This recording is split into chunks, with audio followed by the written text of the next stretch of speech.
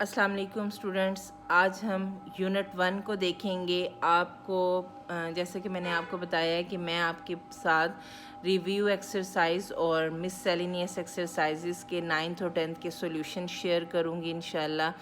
तो अब मैं 9th क्लास यूनिट 1 से स्टार्ट भी ले रही हूँ। सबसे पहला यूनिट है मैट्रिसेस एंड डिटर्मिनेंट्स। सबसे पहले हमें थोड़ा सा आइडिया होना चाहिए कि ये मैट्रिसेस क्या होती हैं, फिर डिटर्मिनेंट्स को भी देखेंगे।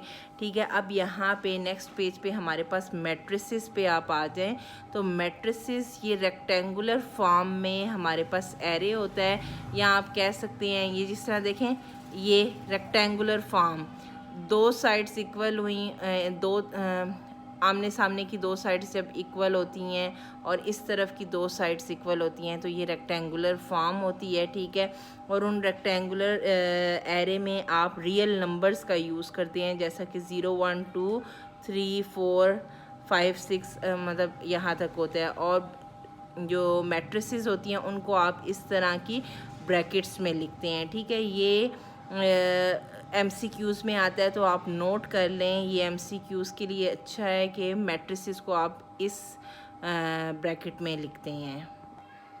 यहाँ पे रिव्यू एक्सरसाइज 1 पे आ जाएं। MCQs नंबर 1 है, the order of matrix bracket में 2 और 1 रियल नंबर्स दिए हुए हैं इज़, हमने इनका ऑर्डर बताना है। ठीक है, मैट्रिसेस के ऑर्डर के बारे में भी थोड़ी सी हम मालूमात हासिल करेंगे और उसके बाद यहाँ से हम करेक्ट आंसर चूज़ करेंगे। जी तो स्टूडेंट्स, ऑर्डर ऑफ मैट्रिक्स मैंने बुक में से सिंपल सी ये उतार के लिखी है। ठीक है, आपके लिए आसानी हो जाएगी, आप इसको नोट डाउन कर लें। ऑर्डर ऑफ मैट्रिक्स हम कैसे मालूम कर सकते हैं? Number of rows by number of columns. ठीक है, वो मैंने आपको जो बताया है कि रेक्टेंगुलर फॉर्म में जो लिखा होता है वो मैट्रिक्स होता है। ठीक है, अब हमें पता होना चाहिए मैट्रिक्स के अंदर दो चीज़ें होती हैं, रोज़ होती हैं और कॉलम होते हैं। इस तरह ये देखें, ये एक मैट्रिक्स है, मैंने इसका नाम दिया M। हमेशा मैट्रिक्स का नाम कैपिटल लेटर से यूज़ किया जाता है। ये MCQs आता है M, आप यहाँ पे कोई भी वर्ड यूज़ कर सकते हैं, लेटर सॉरी। ठीक है, अब यहाँ पे अगर कोई आपसे पूछे रोज़ कितनी है इस मैट्रिक्स के अंदर, देखें रो 1 रो 2, कॉलम कितने हैं, कॉलम 1 कॉलम 2 कॉलम 3। अब इस मैट्रिक्स यानी M मैट्रिक्स के अंदर 2 रोज़ और 3 कॉलम हैं, और इसका अगर हमें ऑर्डर बताना पड़े तो ऑर्डर को हम इस फॉर्म में लिखते हैं, number of rows by number of columns. यानी पहले रोज़ की तादाद आती है और उसके बाद कॉलम्स की तादाद आती है।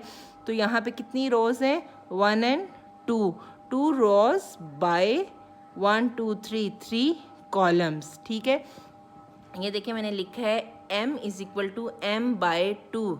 M यहाँ पे रोज़ को डिनोट कर रहा है और स्मॉल n कॉलम्स को, 2 रोज़ बाय 3 कॉलम। ठीक है, अब हमने अपने MCQs की तरफ आना है। अब ये देखें, ये मैट्रिक्स है हमारी 2 और 1, इसको मैं यहाँ पे लिखती हूँ 2 1। इसमें रोज़ कितनी हैं, रोज़ रो 1, कॉलम अगर देखें कॉलम 1 कॉलम 2, तो इसमें हम करेंगे रोज़ बाय कॉलम। इस फार्मूले के अकॉर्डिंग हम इस MCQs का जवाब देंगे। कितनी रोज़ हैं, 1 रो बाय 2 कॉलम्स। अब ये हम अपने आंसर की तरफ आते हैं, 1/2। करेक्ट ऑप्शन है B। इसको हम यहाँ पे लिख देते हैं, करेक्ट ऑप्शन B। आप मुझे कमेंट्स में चेक करके बताएं कि क्या मैंने ठीक ये लिखा है, B ऑप्शन क्या करेक्ट ऑप्शन है। ठीक है, और ये चीज़ आप नोट डाउन कर लें, बहुत काम आएगी। ऑर्डर ऑफ द मैट्रिक्स का मतलब होता है number of rows by number of columns. इस तरह मैट्रिक्स में जो चीज़ लिखी जाती है वो रोज़ होती हैं और इस तरह सीध में कॉलम्स होते हैं।